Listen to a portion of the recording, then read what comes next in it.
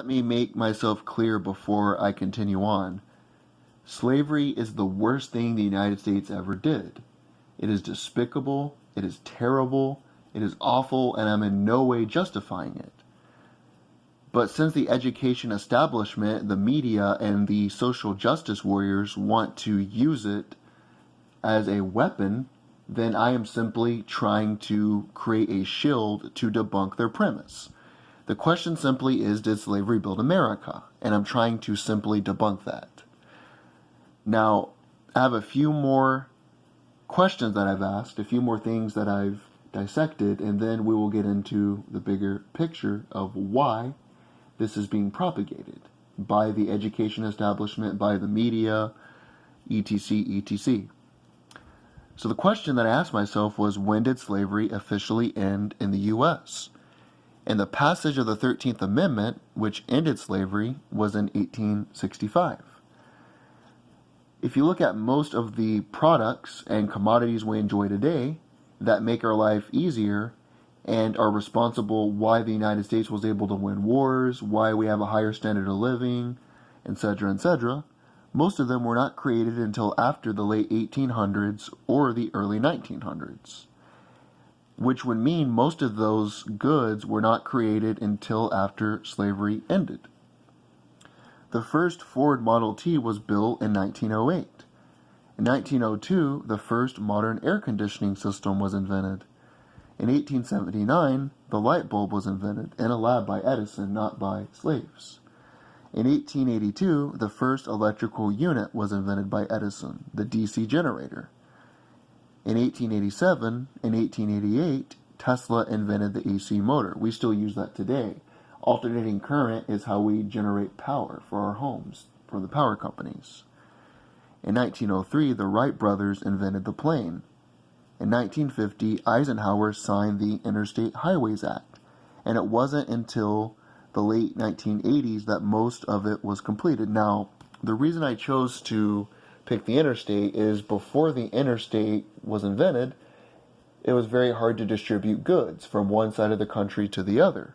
But with the invention of the interstate highway system, the innovation would be a more correct term to use, we were able to distribute more goods and are today using semi-trucks. You can also get from one side of the country to the other. Before that, you had dirt roads, which when it would rain, you would have all of that dirt, and it was impossible to travel from one part of the country to the other. Andrew Carnegie started his company, Carnegie Steel Corporation, in 1889, and that corporation ended up becoming U.S. Steel, the first billion-dollar company. Most of the modern buildings that you see in the country were built by U.S. Steel, by workers who worked for Andrew Carnegie. So the premise that slavery built this country is false, based upon the North winning the war, the South's inability to manufacture, and that most of the commodities, most of the products we enjoy today were created after slavery. It was built upon capitalism, private property, great men, and great innovators. Now that we've deciphered that and got that out of the way, let's get into the bigger question. Why is this being propagated by the media, by the education system, by the powers that be? They are trying to delegitimize America. The only way you can make it in someone's interest to fundamentally change America is by delegitimizing the founders, delegitimizing how our country was built, and delegitimizing its precious institutions. You start by the young, getting the young brainwashed to think the only reason they are wealthy financially, comparatively to the rest of the world, is because of slavery. They will feel guilty.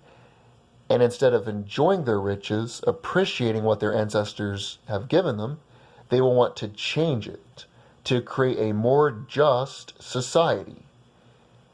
They will do that by creating socialism, expanding the power of the federal government. When you expand the scope of the federal government, they control more of your lives. The people who are the politicians get power, and that's the way the whole system works.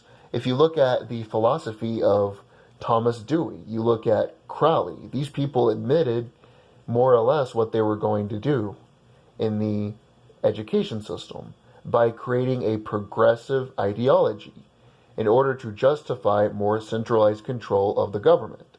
So for these people, the ends justify the means. Even though the premise is false, not many people are going to take the time to contextualize it, to dissect it, to understand it historically.